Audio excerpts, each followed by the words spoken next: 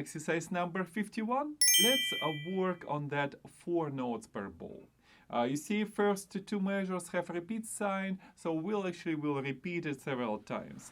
The goal here is to pay attention to what happens with the right hand, a change in its position when you go from G string to D string, and then a nice bonus would be to check intonation, the position of the left hand, because we'll be comparing every moving note with the G string. I need to check my wrist, like round, relaxed wrist, and make sure that that my index finger is very sensitive, because that's the secret weapon to fight with all the problems. At least I believe that you can change a lot just being very sensitive with your index finger. Anyway, let's try playing it together. 3 and 4 and...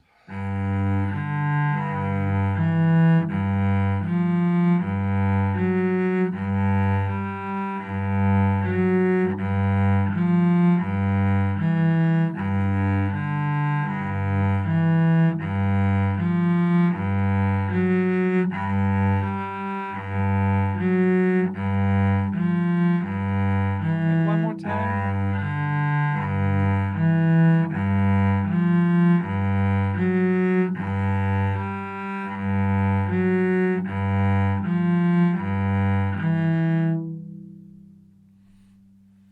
As always, Dotzauer gives a suggestion for how long to keep each finger on the string. We have this horizontal line starts.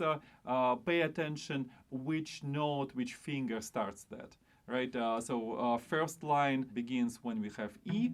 From that point until that top line is over, you keep pressing on the string. Then the next line F. And then next line is F sharp. And you can trace each line and decide where to lift fingers. I find it a little bit of micromanagement, but if you, in case you have questions about that, that might make perfect sense. Let's continue exercise number 51 from the third measure. Now it's the same idea, but now we're starting from the top string. That means you, of course, you will switch to lower strings. And make sure that when you make a switch from one string to another, since it's a repetitive motion, you don't follow with your elbow much.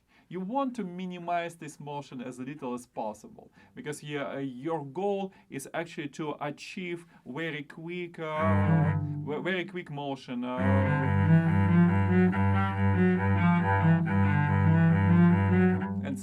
And so on, where you barely adjust position of your wrist, right?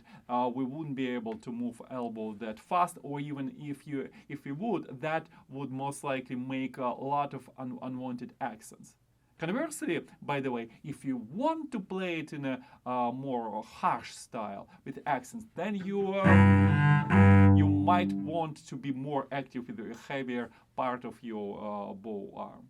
But doesn't seem that we need it here. Okay, 3 and 4 and...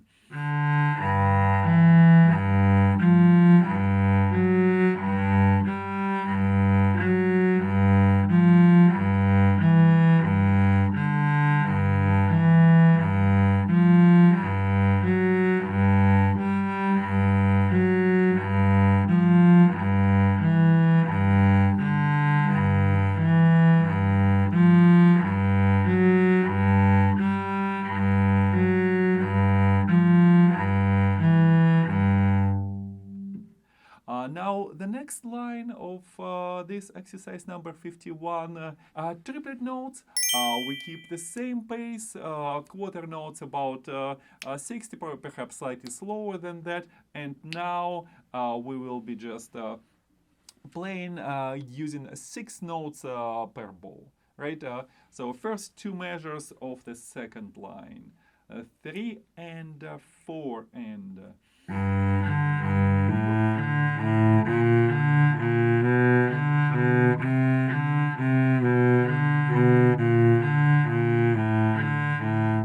and so on. I realize that that might be a bit steeper tempo, a bit fast tempo to start with. No worries at all. Right, so let's take most of that. So as a preliminary exercise, especially that we have to deal with the different pattern. We don't just switch in lower note, high note, lower, high note, but we almost have a melody, right?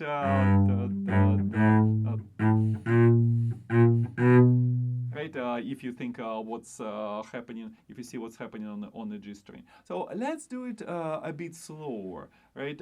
And the tempo will be just 3 and 4 and 3 notes per bow.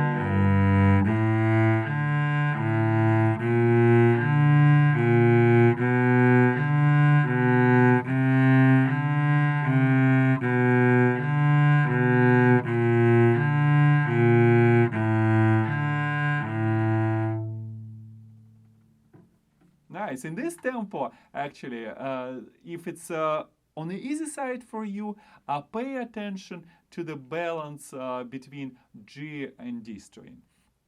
Because if you're not careful, D string might sound too loud. And instead of very even melody where you have a chance actually to show this melody on the G string, you will end up playing.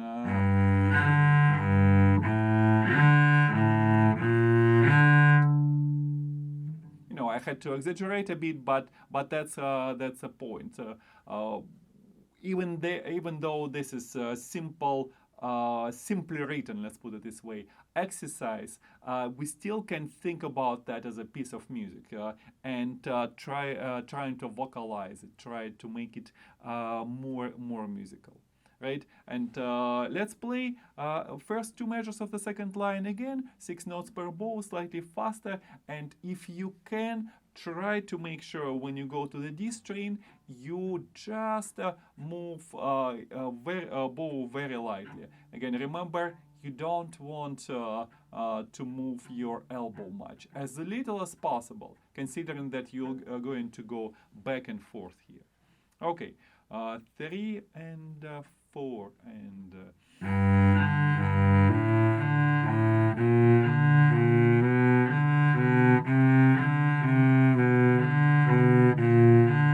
one more time.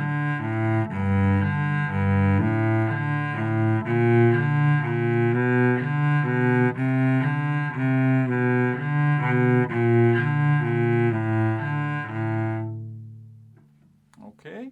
And now he is flipping it kind of upside down. Now we'll have the melody on the higher string, on the D string. Measure 3 and 4 from the second line, slower, 3 notes per bow. 3 and 4 and.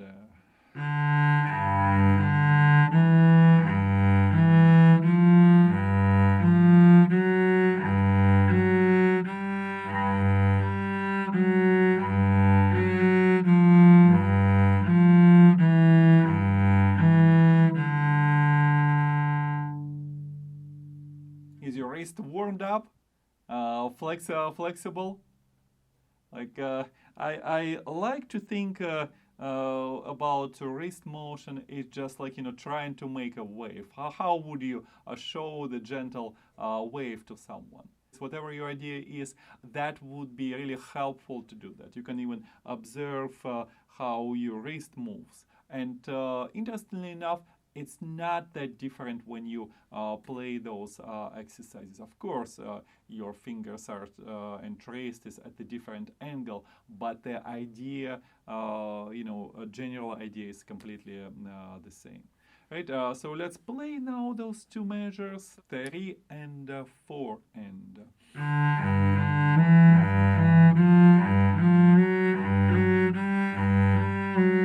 And again.